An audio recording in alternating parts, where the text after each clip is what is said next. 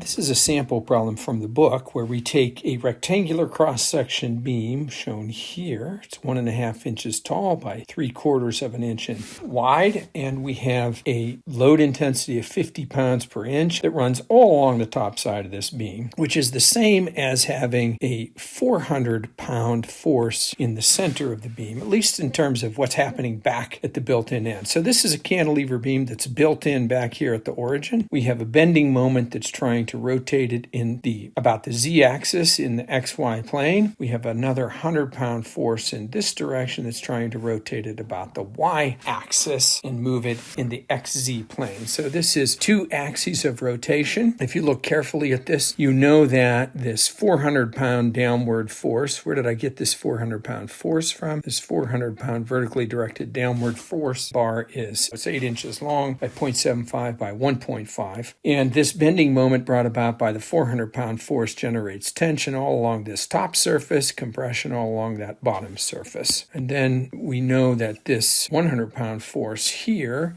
is going to generate tension along this line and compression along that backside line in there. So the point A, we're going to have tensile stresses, combined tensile stresses from the 400-pound and the 100-pound force, each of which are generating moments. And so at point A, we will have a bending stress at A that will be a combination of M1y over I plus M2. Maybe I should do Y1 and I1, M2, Y2 over I2, where we have to get the appropriate second moments of area and the appropriate distances from the neutral axis because this is not a square beam. And so we got to add those two up to get the total bending stress at point A. So how are we going to go about doing that? So what we're going to notice is that at the built-in end of the sample, I'll just go ahead and draw a coordinate system for the beam. I'll make this the XY plane. And you know that we have that beam that's running along the XY plane. So we have the beam in this direction, and we have this 50-pound per inch force, which is the equivalent of 400 pounds total force at the midpoint. The beam is 8 inches long. And so in order to keep this beam in equilibrium, we're going to have to generate a moment back here. And this moment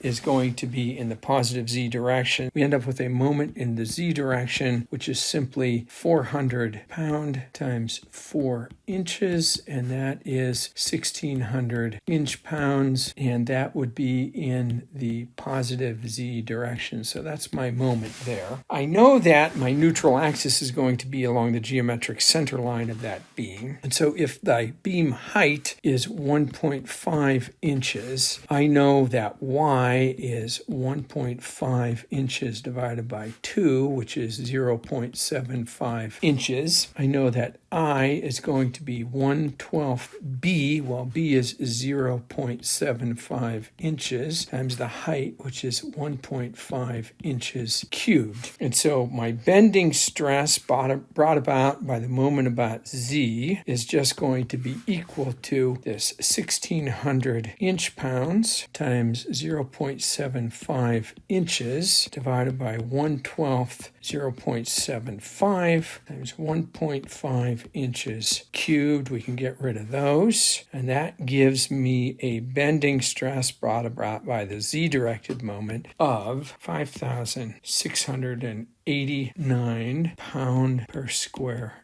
inch. So that is my sigma. Now I have to look at this beam along a different set of axes. So I have to draw a coordinate system. Again, we're going to have x-axis in one direction. We're going to have the z-axis in the other direction. And we know that we had this beam 8 inches long. And if we go back here and look carefully, you'll note that I have a 100-pound force pointing in the negative z direction. So I have a 100-pound force acting right here. And the other thing that I know is that if I look at the cross-section of my beam, it's 0.75 inches in this direction and 1.5 in this direction. So the moment that I need back here is going to be a counterbalancing moment. It's about the y-axis. I don't know yet if it's positive or negative, but I should go back and look at that. In fact, it's going to be a negative moment. But that counterbalancing moment, that my in magnitude, is just going to be equal to 8 times 100 or 800 inch-pounds. When I calculate the bending stress that is generated by this, by the moment about the y-axis, my tensile stress will be at the top of that beam. So it's going to be 800 inch-pounds. There's my moment. My y is simply going to be 0.75 divided by 2, and my I is going to be 1/12 b, which is 1.5 inches, times 0.75 inches cubed. And so that bending stress brought about by moment about the y-axis is going to be a tensile bending stress, and it's going to simply be equal to 5,689. So my net bending stress is going to be the sum of these two tensile bending stresses. Just looks like it's twice 5,689, 11,378 pounds per square inch. This is a Fusion 360 FEA simulation of the same prismatic beam that we just solved by hand, and I wanted to do this to show you how you could check your FEA calculations against hand calculations. And so I am showing here the first principal stress up at the end where we know we are going to have the maximum stresses brought about by the bending moment created by this force and the bending moment created by this force. They both have tension on this corner right here, and they both have compression on the backside corner. And you'll notice that my tensile stress is 13.86 KSI. And you're going to say, well, our hand calculation didn't give us a number that large. And so something has got to be wrong, either with our hand calculation or with the FEA simulation. So I'm going to go around here and I'm going to add a inspection plane. I'm going to create a slice plane. I'm going to put it right back here. And then I am going to move that slice plane in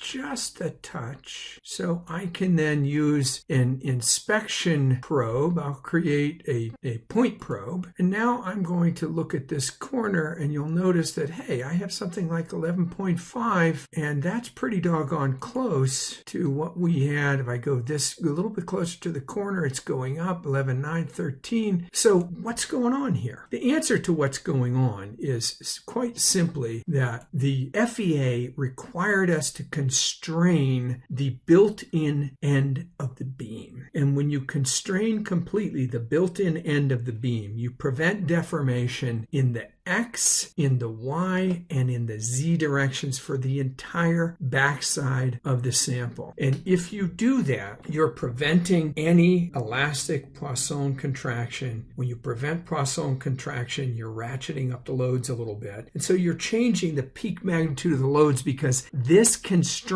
that we set in FEA is a much more substantial constraint than what we do when we do the hand calculations. I want to show one other thing here. I'm going to go back to the first principal stress. What happens if we inspect the reaction forces where we constrain the beam? So we go to reactions back here. And if I were to go to the back side of the beam and click on it, then the reactions show up over here. What the X, Y, Z forces are, you'll notice something here. The moment reactions are exactly what we calculated them to be in order to keep this beam from bending about the built-in end. So the moment about the y-axis is 800 inch-pounds. The moment about the z-axis is roughly 1600 inch-pounds, and those are in perfect agreement with what the reactions were in our hand calc. So we know we got the reactions right. It's just that we're over-constraining this end of the beam, and that's disallowing any Poisson contraction in either the width direction or the height direction, and that's changing the magnitude of the peak stresses right at that boundary condition. If you use a slice plane to move just a bit from that boundary condition, you will get good